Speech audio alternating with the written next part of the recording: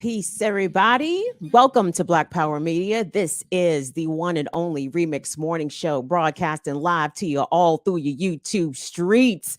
This is the only Yes. place you're going to get that boom bap news for that Black liberation perspective. My name is Kim Brown. That is my bruv right there, Kalanji Changa, the ear doctors in the back, hooking us up with all the production stuff. And it's time to get into the news. And this is very sad news. I really hate to bring this to y'all first thing on a Tuesday, but as Kalanji just said, we did confirm that Eddie Conway, former Black Panther, will always be a Black Panther, did make his transition. Eddie spent 43 years in a Maryland prison and was able to come out. Gosh, maybe has Eddie been out 10 years? Maybe not quite.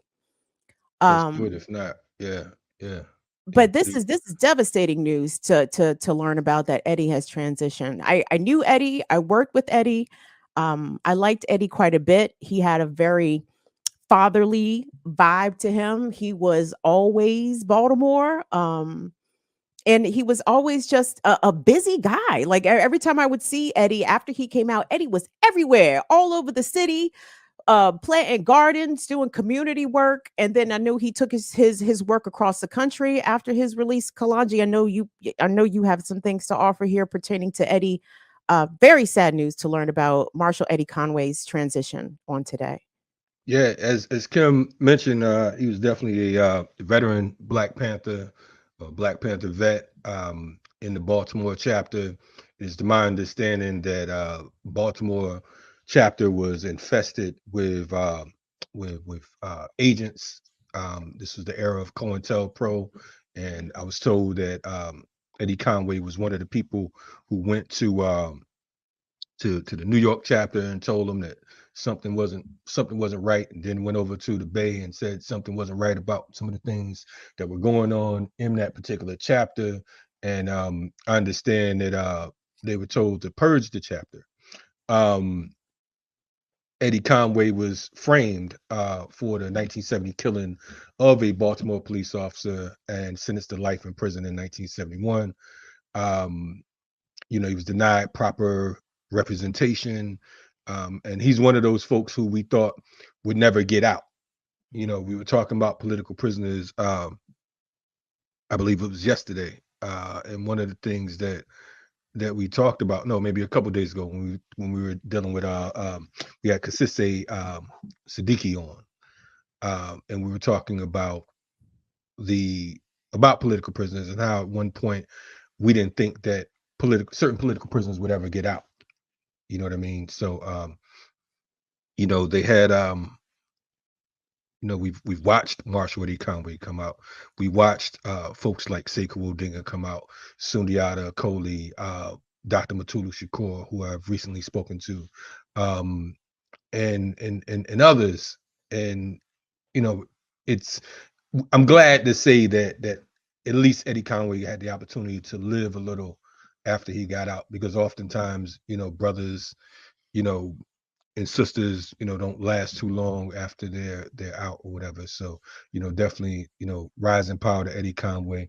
At 9:25 today, we will have another veteran and former political prisoner, Jalil Mutakina, be coming on the platform, and we'll be talking to him. So stick around at 9:25. Also at 9 a.m., we will have our sister Joke from FTP on board as well. Rising power, Marshall Eddie Conway. Let me say this real quick about Eddie after he came out. And let me give credit here to the Real News. The Real News hired Eddie immediately after his release, and I believe he had been working with the Real News or for the Real News up until very recently.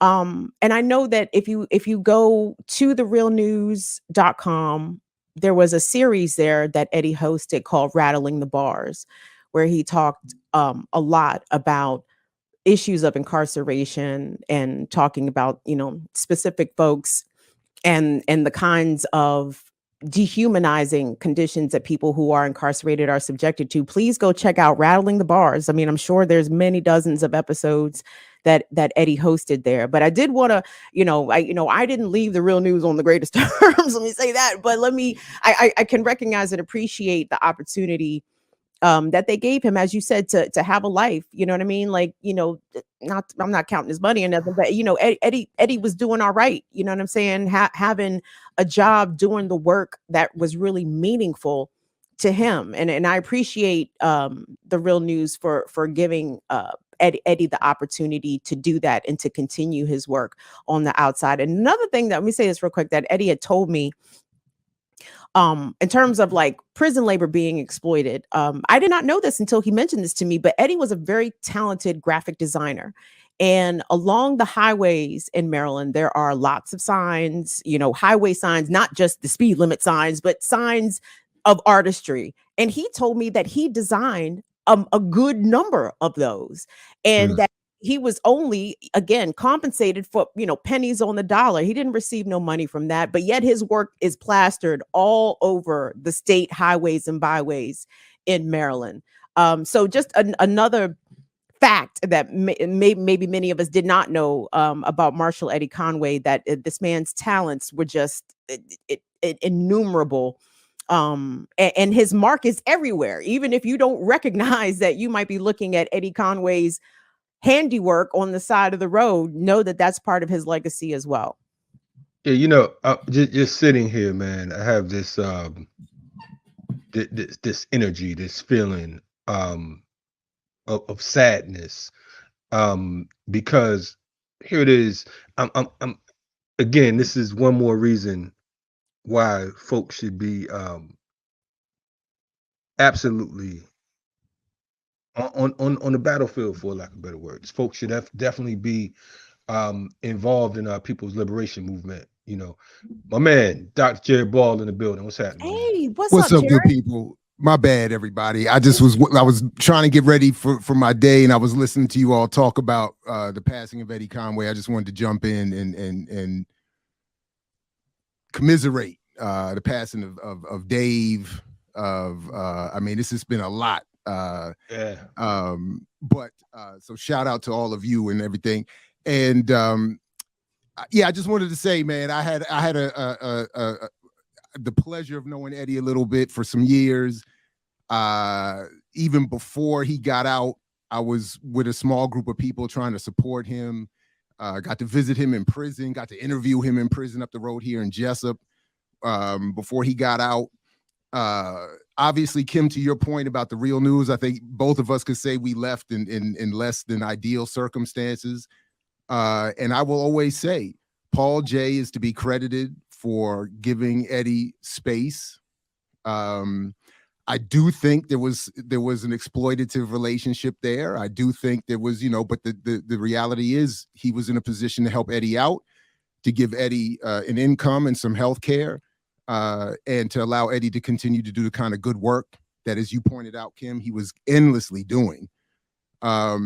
I even got to be at his when he first got out, at the little gathering that they had for him in Baltimore, which was just amazing. And just to see already he was hitting the ground running. He had already been, laying groundwork with work that he would be doing from while he was still locked up. And it's just a shame. It's just a shame that he had to spend so much time in prison. But he did exemplify the kind of, that kind of good work when he got out. Much love to his partner Dominique as well. And I'm very glad. I will say again, I do blame Paul for the dissolution a little bit of our relationship, but I am very happy to get to say that before Eddie passed, I got to see him and go to him and Dominique and tell them, like, I just want to be clear, whatever my issues are with Paul, they're not with you. I got nothing but love, and we were able to, clarify all of that and move on, and which was very good for me now, especially selfishly now that he's gone. I don't have to carry that kind of guilt. But anyway, so just anyway. These are the contradictions we're in since we're not free. We gotta continue to deal with all of this. So I thank you all for making room for this, and the remixers for bringing this up. And rest in power to Eddie, and much love to Dominique and his entire family. Glad you hopped on too, my man, because I already knew that you all, we spoke in the past about, about that situation in your relationship and everything. For me, it is a like I was saying before you hopped on, this feeling of anger, because here it is. We're talking about this man robbed of 43 years of his life, almost 44 years of his life, because you had a a a piece of shit system, and you had small pieces of shit who helped to destroy this man. You know what I mean? And when we talk about white supremacy again, you know, it doesn't have a color.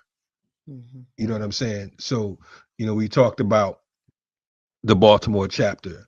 Uh, we talked about, just and I was trying not to say started by an agent because of the fact that, there are other folks who had sincere intent.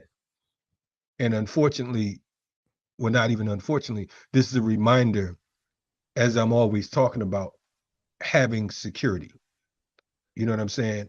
Having a way to vet who is and who's around your ranks, because we get confused and we get happy because folks are coming up to us like, yeah, I want to get down, the movement, so on and so forth. You get caught up and you become disillusioned, and you can become led astray. And in cases like Eddie Conway, entrapped. So I want to say rise in power to Eddie Conway, and down with this rotten ass system, man.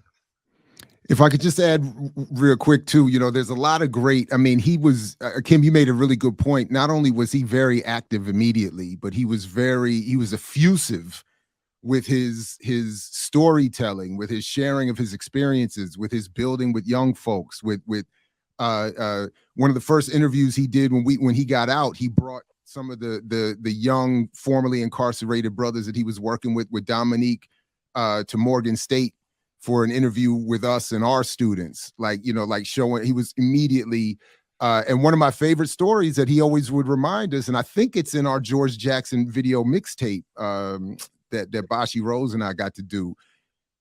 Eddie tells a story of how, I think it's in there, of how George Jackson's books would force a level of repression on the prisoners, just finding them. And Eddie would tell us, he told one story in particular of how one of the resistance that he and others engaged in was full silence.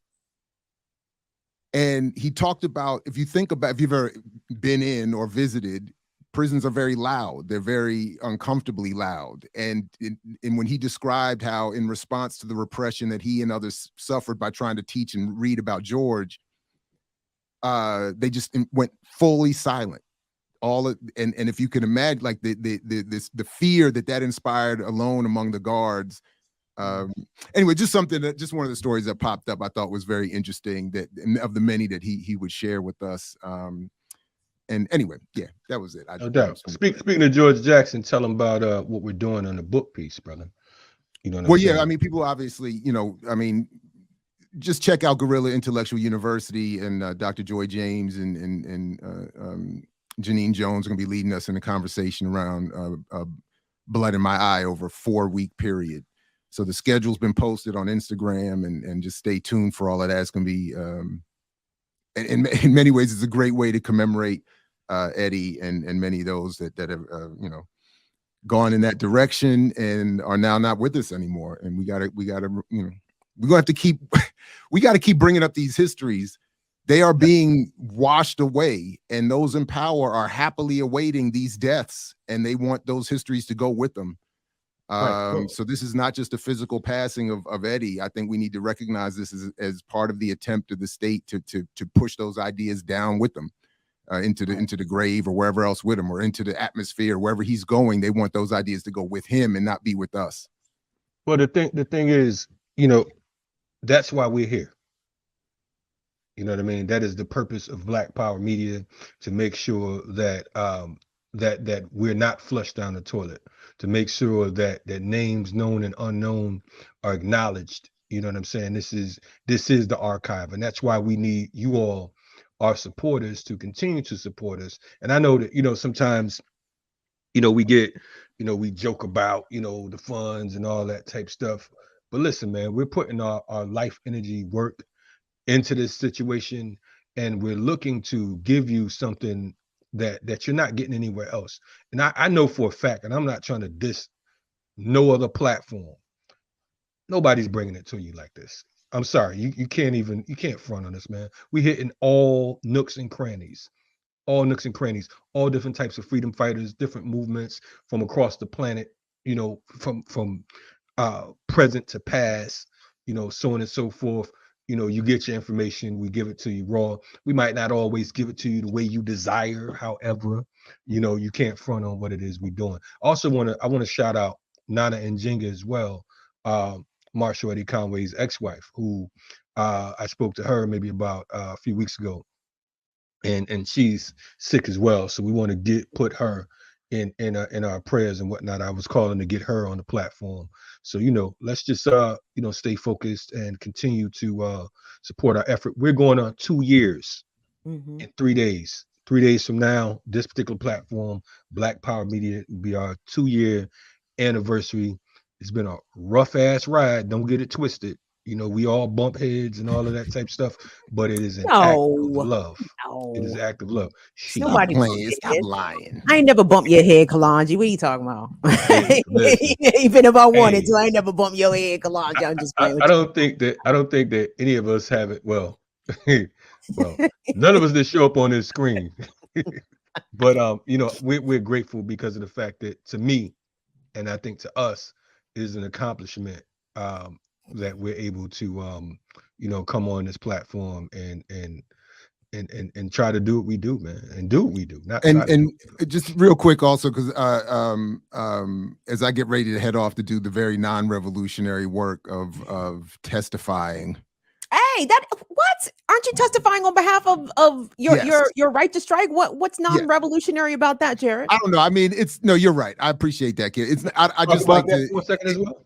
It's a good act. It's a proper act. I might not call it revolutionary, but I hear you. And I just wanted to distinguish that a little bit from the work of Eddie and others like that. Yes, big time. So just to be clear on that. But no, I am going to testify today and again on Thursday on behalf of the right to unionize and collectively bargain, which is a human right, by the way. Should be understood as that. But I did just want to quickly say that the point you all raised about this 50, thank you, Anthony D, is that just in this last couple of weeks, I mean, I've had two of my own friends getting less than favorable diagnoses. So just being Black and alive is a struggle. And then if you engage in challenging those in power, it becomes that much more difficult. But we should all, do the best we can to stay healthy. And I love the point that you all were making earlier about giving flowers to folks. 50 shouldn't be seen as an ending point, and it's too often getting close to that. So anyway. And it's scary for those of us who have crossed that line already, right? It is definitely but to be honest with you, and definitely shout out to Baba Mukasa, who turns 80 this Saturday. Oh, right on. Right on. Baba Mukasa and my mother would be 73 this year. 72. So definitely shout out. And that's like 150 in Kalanji years. Better know that boy messing with me. And we also have, speaking of birthdays, we can't forget Kamal Siddiqui on the 19th as well. And, Didon Kamati's assassination of Malcolm. And there's a whole lot coming up that we will be discussing and talking about.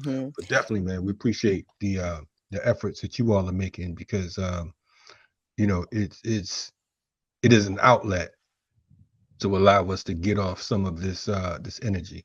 I don't know what. I mean, I could think of 1,000 things I'd be doing if I was on BPM. However, I was trying to make it sound good. Can I say this real quick, y'all? And this is just a suggestion, and we could take it or leave it, whatever. And I know the real news is not this platform, but we can make playlists featuring other channels content, and maybe we should make a playlist of Eddie's Rattling the Bars because of and feature it here on this channel because of who he was and for the kind of work that Rattling the Bars addressed. So that's just a thought.